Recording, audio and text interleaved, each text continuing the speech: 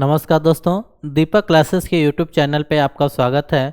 मैं आज इस क्लास में जो है बहुत ही महत्वपूर्ण क्वेश्चन को लेकर जो है उपस्थित हुआ हूँ। ठीक है ना। इसमें जो है कई चैप्टर के जो है क्वेश्चन इसमें मिलेंगे आपको, जो परीक्षाओं की दृष्टि से जो है बहुत ही महत्वपूर्ण होगा। ठीक है, तो आइए देखते हैं पहला क्वेश्चन क्या है। देखिए, पहला क्वेश्चन सामने प्रस्तुत है। क्या क्वेश्चन है? लड़कियाँ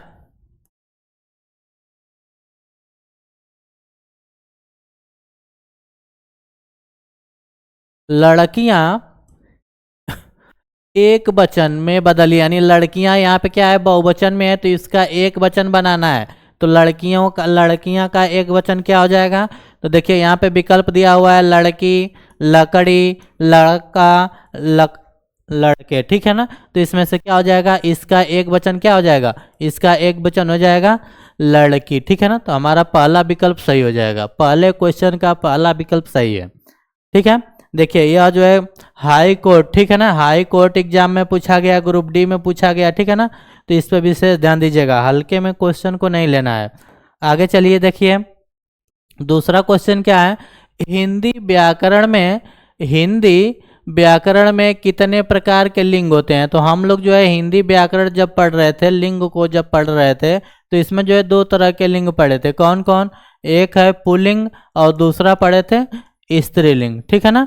पहले नंबर पुल्लिंग, दूसरे नंबर पे स्त्रीलिंग। तो इसके आधार पे हमारा जो है यहाँ पे 4 दिया हुआ है तो गलत हो जाएगा, 3 गलत, 1 गलत, यानी हमारा जो है विकल्प नंबर डी क्या हो जाएगा? सही हो जाएगा। ठीक है, आगे चलते हैं।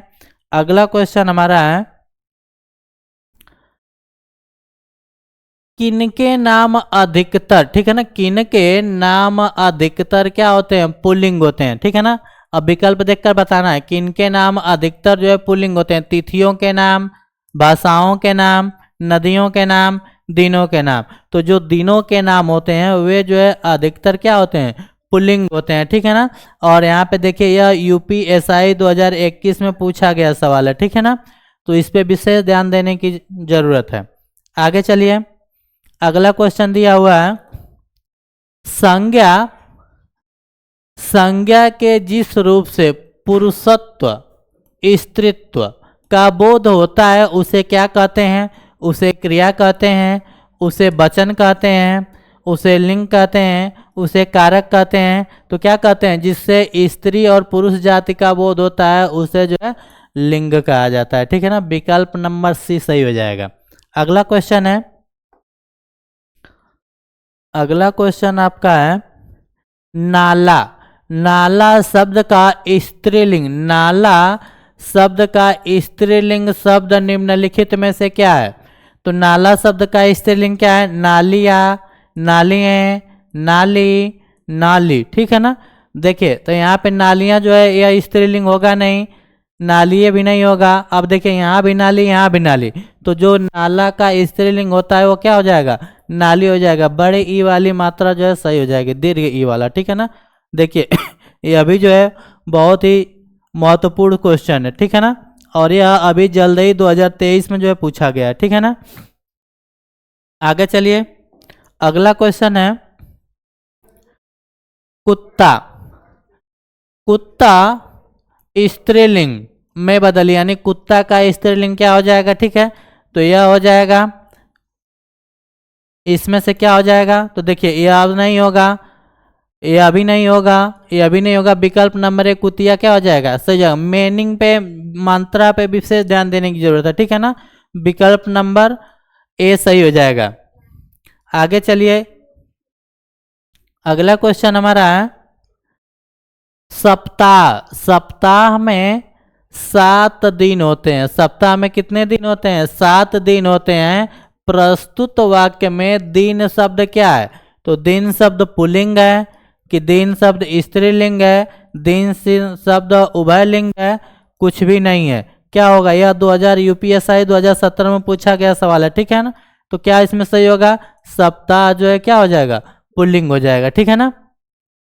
आगे चलिए, अगला क्वेश्चन है, ब्राह्मण शब्द का स्त्रीलिंग बताइए। ब्राह्मण ब्राह्मण शब्द का स्त्रीलिंग बताना है। तो ब्राह्मण शब्द का स्त्रीलिंग क्या होगा? ब्रह्म ही होगा। ब्राह्मी होगा, ठीक है, क्या होगा, ब्राह्मणी होगा, ब्राह्मणी होगा, क्या होगा, तो ब्राह्मणी होता है, ठीक है ना। इसमें विकल्प नंबर कौन सा सही हो जाएगा, विकल्प नंबर सी, ब्राह्मण शब्द का जो है स्त्रीलिंग हो जाएगा ब्राह्मणी, ठीक है ना। अगला क्वेश्चन है, अगला शब्द है ऊट। ऊट शब्द का, ऊट शब्द का स्त्रीलिंग रूप है, ऊट शब्द का स्त्रीलिंग क्या है, ऊटी है, ऊटनी है, ऊटे हैं, ऊटीन है, क्या होगा इसमें, तो इसमें हो जाएगा ऊटनी। ऊटनी विकल्प नंबर बी सही हो जाएगा, ठीक है ना। ऊट जो है पुल्लिंग है और उसका स्त्रीलिंग क्या हो जाएगा, ऊटनी हो जाएगा, विकल्प नंबर बी। आगे चलिए,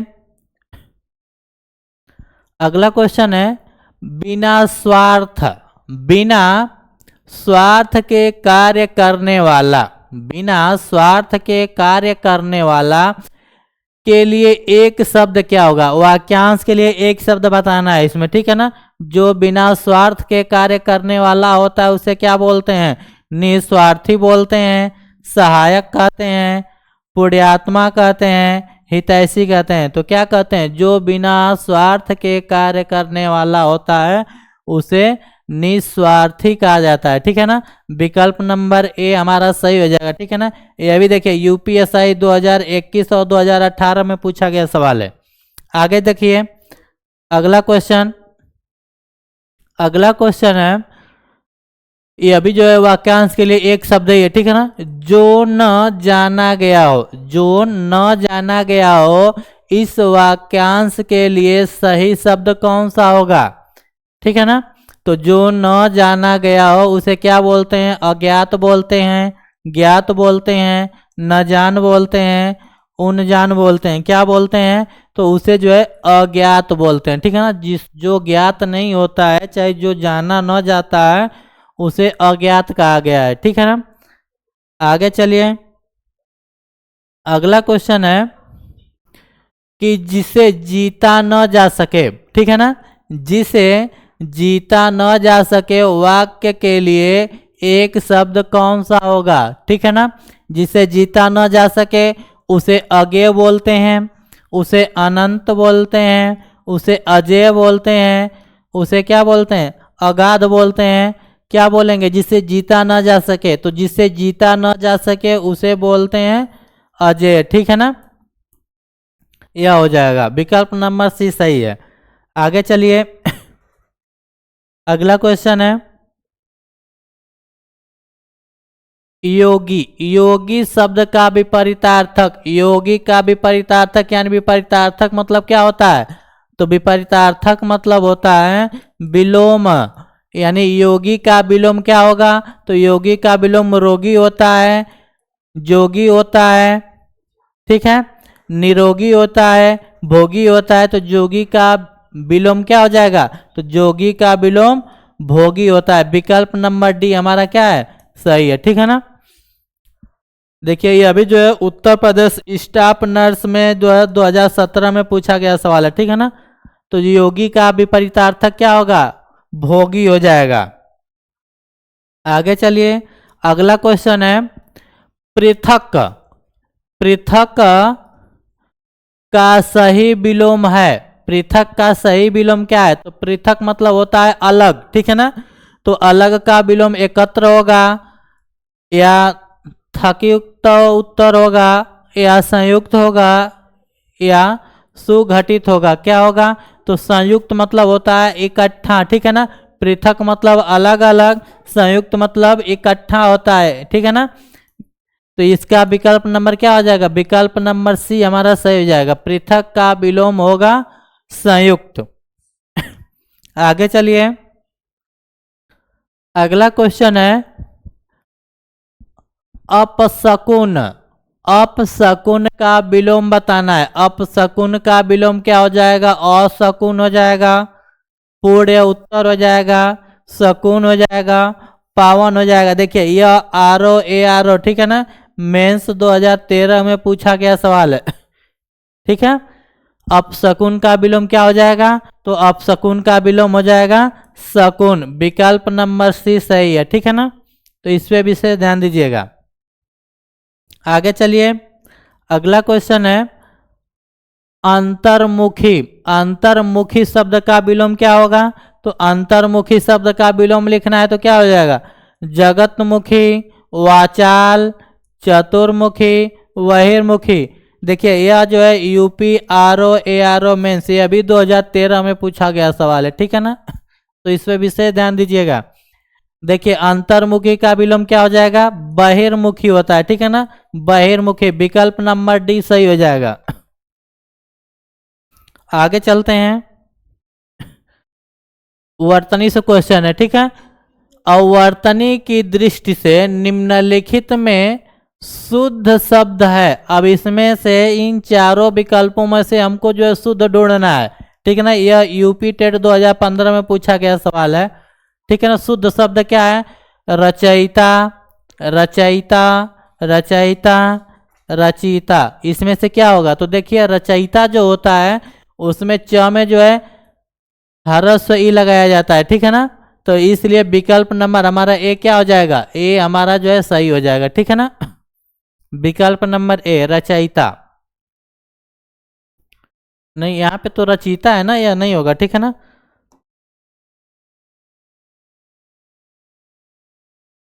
रचयिता होता है, ठीक है।